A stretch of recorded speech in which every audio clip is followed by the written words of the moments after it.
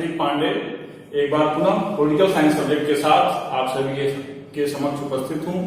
Saraswati group of colleges के इस digital class में आप सभी का स्वागत है।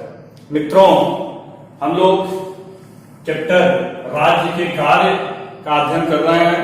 पिछले वीडियो में हम लोग इसके अंतर्गत उदारवाद का अध्ययन किए थे। उस उदारवाद में उदारवाद व्यक्तिवादी विचारधारा का पर्यायवाची है, जिसमें उत्पादन के साधनों पर या कह सकते हैं आर्थिक क्षेत्र में पूर्ण रूप से पूंजीपतियों का नियंत्रण होता है।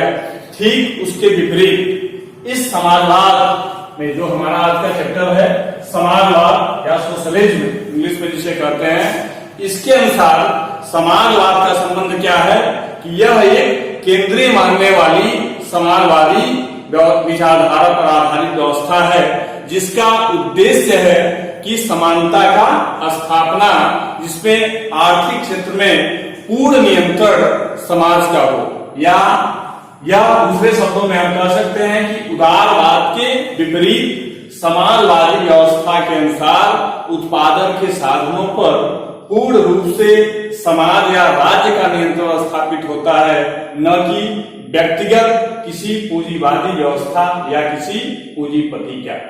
इसमें हम समाजवाद के अनुसार राज्य के कार्यक्षेत्र का अध्ययन करेंगे और इस राज्य के कार्य के अनुसार राज्य के द्वारा वे सभी कार्य किए जाने चाहिए जो व्यक्ति के व्यक्तित्व के विकास में सहायक हो और जिससे व्यक्ति व समाज का सामूहिक उत्थान हो। यही इस समाजवादी व्यवस्था का मोटो है। समाजवाद का समर्थन या विशेषताएं या पक्ष कह सकते हैं। इस संदर्भ में हम अध्ययन करेंगे कि समाजवादी व्यवस्था का उद्देश्य क्या है, समाजवाद की विशेषताएं क्या है, या इस समाजवाद के अंतर्गत इसके पक्ष में जो विचारक अपना विचार देते हैं, उन तत्वों का अध्ययन हम इसके अंतर्गत करेंगे।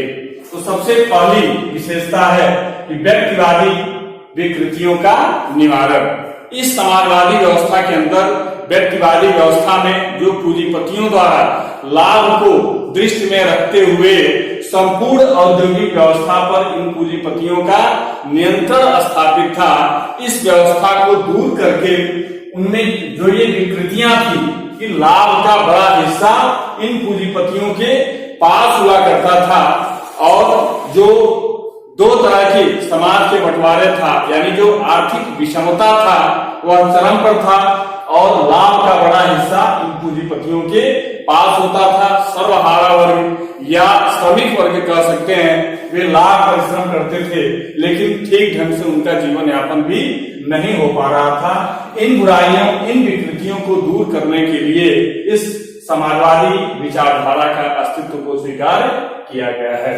दूसरा तत्व है समाजवादी व्यवस्था न्याय पर आधारित। और न्याय की मांग क्या है कि भूमि तथा उत्पत्ति के साधनों, जो प्राकृतिक साधन है, उसमें किसी एक वर्ग का स्वामित्व न हो। लेकिन पूर्व की व्यवस्था में क्या था कि उदारवादी व्यवस्था में हमने अध्ययन किया है कि उसमें लाभ या आर्थिक क्षेत्र में पूर्ण रूप से नियंत्रण उस पूंजीपति वर्ग का होता था और किसी एक वर्ग का जब आधिपत्य रहेगा तब उसे हम न्याय नहीं कर सकते, यानी वह न्याय पर आधारित व्यवस्था नहीं है। ठीक उसके विपरीत इस संपूर्ण औद्योगिक साधनों पर पूर्ण रूप से समाज और राज्य का नियंत्रण स्थापित होगा और यही न्याय की मांग। न्याय की मांग से तात्पर्य क्या है कि किसी के साथ ऊंच नीच, निम्न और उच्च की भेदभावना नहीं होना चाहिए। इन विकृतियों को दूर करने के लिए न्याय पर आधारित व्यवस्था जो समाजवाद है उसका आविर्भाव होता है। नेक्स्ट में इसकी विशेषता हम देखते हैं कि यह आंगिक एकता सिद्धांत पर आधारित है।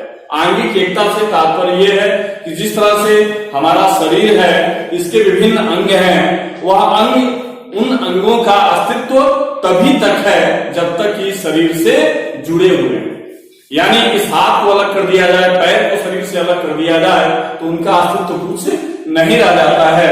ठीक यही व्यवस्था ये सामाजिक समाजवादी व्यवस्था के समर्थक कहते हैं कि व्यक्ति और समाज में भी यही समानता स्थापित होनी चाहिए कि जिस तरह से अंगों का अस्तित्व शरीर से जुड़कर है, उसी तरह से किसी व्यक्ति का अस्तित्व तभी तक है जब तक वह समाज या राज्य से जुड़ा हुआ है। तो आंगिक एकता सिद्धांत का समर्थन करता है यह समाजवादी व्यवस्था, और इसी आंगिक एकता सिद्धांत पर यह व्यवस्था आधारित होता है। नेक्स्ट है संघर्ष के स्थान पर सहयोग की स्थापना। संघर्ष के स्थान पर सहयोग की स्थापना से तात्पर्य है कि व्यक्तिवादी व्यवस्था आंतरिक क्षेत्र में संघर्ष को जन्म देता है और बाह्य क्षेत्र में युद्ध को जन्म देता है। तो इस युद्ध और संघर्ष की भयावहता से बचने के लिए इस व्यवस्था के अस्तित्व को स्वीकार किया गया है कि संघर्ष के स्थान पर सहयोग की स्थापना। जहां एक ही वर्ग का आधिपत्य होगा तो निश्चित रूप से संघर्ष होना ही है, और इसी आधार पे कार्ल मार्क्स को हम लोगों ने पढ़ा है कि वर्ग संघर्ष के सिद्धांत कार्ल मार्क्स ने दिया था, जिसमें इस आर्थिक विषमता को दूर करने के लिए वर्ग संघर्ष की बात को स्वीकार करते हैं और राज्यहीन और वर्ग विहीन समाज की स्थापना की बात करते हैं। तो संघर्ष के स्थान पर इस समाजवादी व्यवस्था में सहयोग को महत्व दिया जाता है। नेक्स्ट एंड लास्ट है कि समाजवादी व्यवस्था लोकतंत्र के अनुरूप है, और लोकतंत्र किस व्यवस्था पर आधारित है? समाजवादी व्यवस्था पर आधारित है, लेकिन उत्पादन के साधनों पर सामूहिक स्वामित्व एवं आर्थिक विषमता को दूर किए बिना यह समानता स्थापित नहीं हो सकता है। अतः इन अव्यवस्था को दूर किया जाए और बिना किसी भेदभाव के यह व्यवस्था लागू किया जाए तो समाजवादी व्यवस्था क्या है? लोकतंत्र का समर्थन करता है। लोकतंत्र में जिस प्रकार समानता, स्वतंत्रता और बंधुत्व की बात की जाती है, उसके अनुरूप समाजवादी व्यवस्था भी उसी के अनुरूप है, और समाजवाद में सबको साथ लेके चलने की बात की जाती है। किसी व्यक्तिगत हस्तक्षेप और व्यक्तिगत आधिपत्य की बात नहीं की जाती है। इन सब के बावजूद कुछ आलोचनाएं हैं, यानी तमाम सारी अच्छाइयां होने के बावजूद इस समाजवादी व्यवस्था की भी कुछ विकृतियां हैं, कुछ कमियां हैं, कुछ आलोचना है। उसकी बात हम इस आलोचना में करेंगे। तो सबसे पहले उत्पादन की क्षमता में कमी।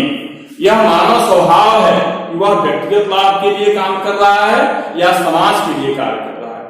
जब वह व्यक्तिगत लाभ के लिए काम करेगा तो निश्चित रूप से वह लाभ की प्रेरणा से काम करता है, और उसे यह लगता है कि हम जो भी परिश्रम करेंगे, इससे जो भी लाभ होगा उसमें किसी प्रकार का कोई बंटवारा नहीं होगा, उस लाभ के हिस्से पर पूर्ण रूप से हमारा नियंत्रण होगा। उदाहरण के तौर पे हम देख सकते हैं, जैसे ये व्यवहारिक रूप से हम देखते हैं, एक ठेके का काम होता है और पर डे मजदूरी देके जब हम काम कराते हैं तो निश्चित रूप से दोनों के कार्य में अंतर होता है। जब हम ठेके में काम कराते हैं तो वही व्यक्ति उतने ही समय सीमा में अधिक काम करता है, और हम एक फिक्स मजदूरी देके जब काम कराते हैं तो उतने समय में उतना कार्य नहीं हो पाता है। ठीक वैसे ही इस व्यवस्था में हम देखते हैं कि जब हम व्यक्तिगत लाभ की दृष्टि से काम करते हैं तो उत्पादन क्षमता में वृद्धि होता है, और जब हम समाज या राज्य के लिए जब व्यक्ति काम करता है तो उत्पादन की क्षमता में कमी हो जाती है। यह समाजवादी व्यवस्था की एक आलोचना है या कमी कह सकते हैं। दूसरा है नौकरशाही का विकास। नौकरशाही का विकास से तात्पर्य क्या है? जब उत्पादन के साधनों पर और आर्थिक क्षेत्र में पूर्ण रूप से राज्य का नियंत्रण स्थापित हो जाएगा तो राज्य के समस्त कार्यों का निष्पादन सरकारी कर्मचारियों के हाथ में चला जाएगा, और जब सरकारी कर्मचारियों या सरकारी अधिकारियों के द्वारा सभी व्यवस्थाएं संचालित की जाएंगी तो निश्चित रूप से नौकरशाही का विकास होगा, और यह नौकरशाही का विकास किसी भी दृष्टि से लाभप्रद नहीं है। नेक्स्ट में हम देखते हैं कि आलोचक कहते हैं कि राज्य की कुशलता में कमी हो जाएगी। राज्य की कुशलता में कमी, क्योंकि राज्य का कार्यक्षेत्र काफी व्यापक हो जाएगा, और जब राज्य का कार्यक्षेत्र व्यापक हो जाएगा, हर जगह राज्य का हस्तक्षेप शुरू हो जाएगा तो राज्य की कुशलता में निश्चित रूप से कमी आना स्वाभाविक है। नेक्स्ट है मनुष्य का नैतिक पतन। मनुष्य का नैतिक पतन से तात्पर्य है व्यक्ति के अंदर जैसे आत्मनिर्भरता, आरंभक, आत्मविश्वास जैसे नैतिक गुणों का अंत हो जाएगा। क्यों?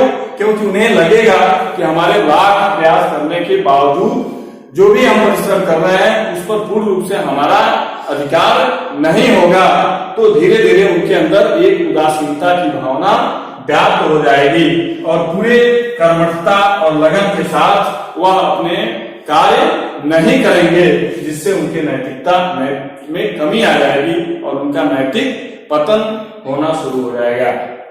एंड द लास्ट, व्यक्तिवादी स्वतंत्रता का अंत। व्यक्तिवादी स्वतंत्रता का अंत से तात्पर्य क्या है? जब व्यक्ति स्वतंत्रता पूर्वक उत्पादन करके या कोई भी आर्थिक दृष्टिकोण से कोई भी कार्य करके अपने उत्पादन या अपने आय को जब बढ़ाएगा नहीं, उसमें वह स्वतंत्र नहीं रह जाएगा, क्योंकि राज्य का अधिकार पूर्ण रूप से उसके ऊपर स्थापित हो जाएगा।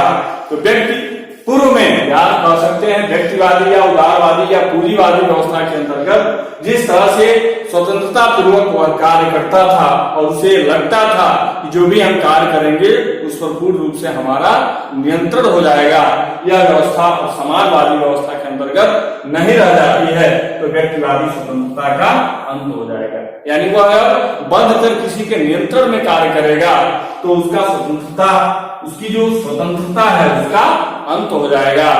आज के वीडियो में बस इतना ही, और नेक्स्ट वीडियो में हम लोग राज्य के कार्य के अंतर्गत तीसरा टॉपिक लोक कल्याणकारी या वेलफेयर स्टेट का अध्ययन करेंगे। आप सभी को बहुत बहुत धन्यवाद।